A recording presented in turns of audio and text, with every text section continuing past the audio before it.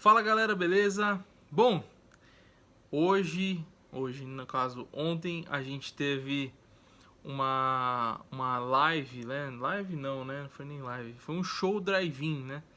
Que foi transmitido pra rádio junto. Foi um negócio muito legal que a gente vai até publicar aqui mostrando um pouco de como que foi lá.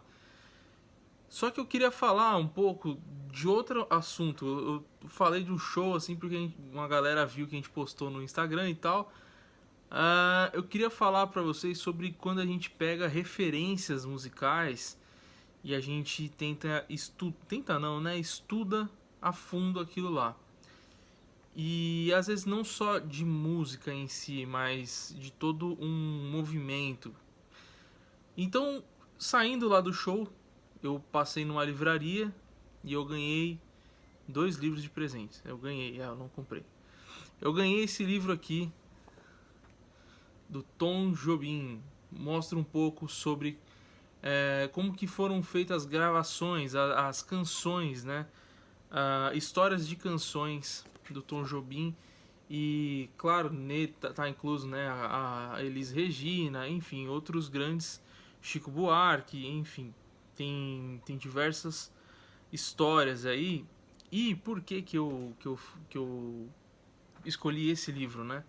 Porque foi um assunto que me intrigou bastante nos últimos meses, que assim, no Brasil, o movimento que foi muito valorizado, que hoje não é, que é a Bossa Nova, ela tinha uma valorização tão grande, mas tão grande, que pra você ter uma noção, esse essa fotinha aqui, vou até ver se é exatamente isso. É, o maior sucesso da Elis Regina, da Elis Regina com o Tom Jobim, né, que é a música lá Águas de Março, ela não foi, o disco, né, não foi gravado no Brasil. Foi gravado em Los Angeles, num antigo estúdio que não existe mais hoje, o estúdio da MGM, que é aquela empresa do Leão. Todo mundo sabe a empresa do Leão, né? Então, foi gravado no MGM, que provavelmente é nessa foto aqui. Eu vou ler, né? E aí depois eu falo pra vocês. Então, entender como que a galera valorizava aquilo naquela época, como que eram feitas as gravações. Se você parar pra analisar aqui, eles já usavam o 67, usavam o 47, eles já usavam um microfone de fita naquela época, né? A gente não tá falando de muito tempo, né? Aliás, esse é um tópico até interessante que a gente pode até abordar num vídeo um dia. A história do áudio, ela não é antiga. A gente tá falando da década de 50 pra cá. Tipo, vamos falar assim, essas grandes empresas que a gente fala hoje em dia, década de 50 pra cá. Claro que, né? A gente tem um passado, tem antes da década de 50, tem uma história também, né? E esse tema me intrigou bastante, porque eu quero entender.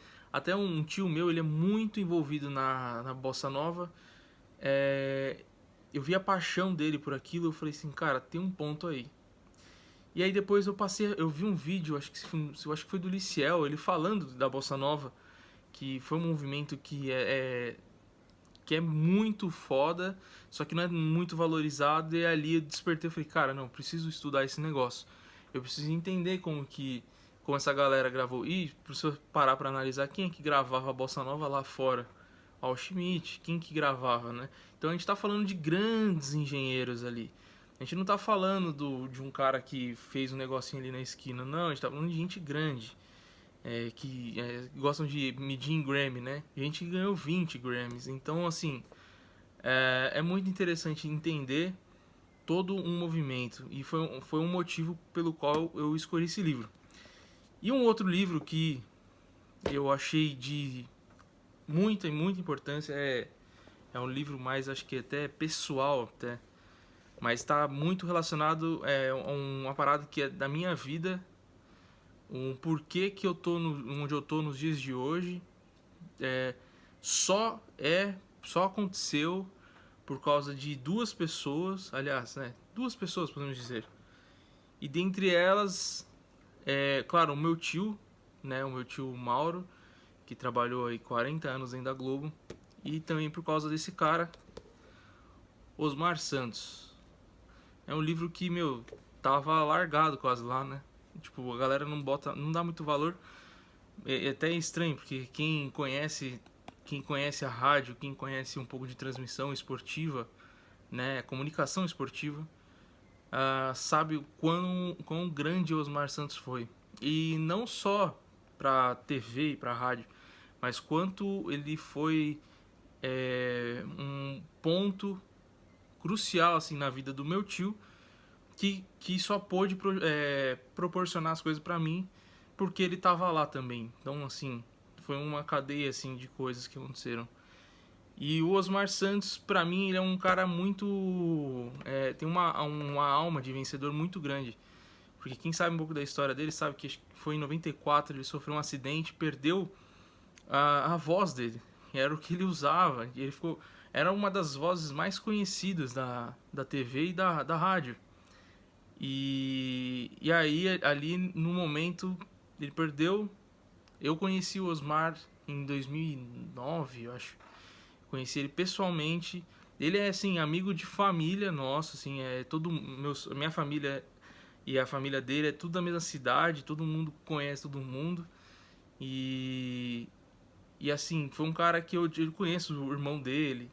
Eu tive o prazer de, não foi em 2009 também, eu fui no estádio, né, acompanhar uma transmissão do Oscar, né, que é o irmão dele, e ver todo aquele trabalho de técnica. Eu via a galera tipo, trocando o cabo dali, monitorando, transmissão rádio, né, e era um negócio que foi tão bonito, foi um momento que eu fiquei interessado também.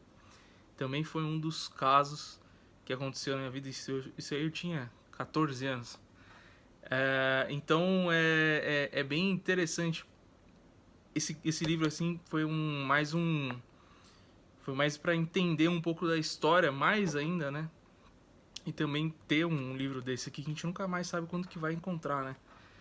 E é um cara que eu vejo que é uma superação, né?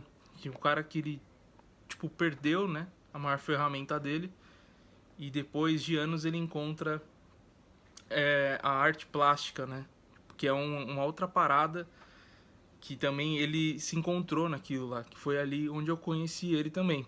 Claro, né, que também já estava ligado a um monte de ponto. E hoje em dia eu só tô nesse ponto aqui de falar de áudio, de falar de mixagem, por causa desse negócio todo com a família e tudo mais.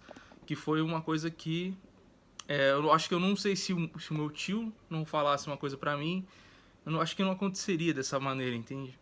Não sei, quem sabe. Mas enfim, é um outro livro que eu tô assim louco pra ler também. E aí, isso tudo aqui, falar de livro, né? É pra você também. Não você entender como que as coisas aconteceram. Inclusive álbuns. Eu tava entre esse do Tom Jobim e um outro do Anthony Kiedis, do Red Hot. Eu fiquei, cara, será que eu levo esse aqui? Eu falei, não, vou entender o Brasil primeiro, depois eu vou pensar lá fora. Vamos, né, valorizar essa parada aqui, que é uma coisa que se perdeu. O Red Hot ainda tá nativo, o negócio tá quebrando o pau lá, né?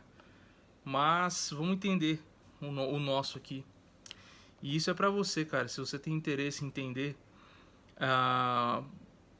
como que foram o movimento de sei lá, do blues, por exemplo. Eu achei um livro lá muito legal, que era do Miles Davis, falando sobre o blues. Como que foi o movimento do blues. Cara, é muito legal. Você vê que tem esses pontos. Você quer entender um pouco sobre o sertanejo? Tenho certeza que você vai encontrar ainda vivo no Brasil alguém para te contar como que foi. Você pegar os grandes engenheiros, por exemplo, Luiz Paulo Serafim, que foi um cara que mixou grandes sucessos que você vai cansar de ouvir o resto da sua vida, tipo Evidências. E aí o cara tava lá, o cara viveu aquilo. Então assim, você tem acesso a essas pessoas aqui no Brasil e conhecer como que foi feito aquilo tudo.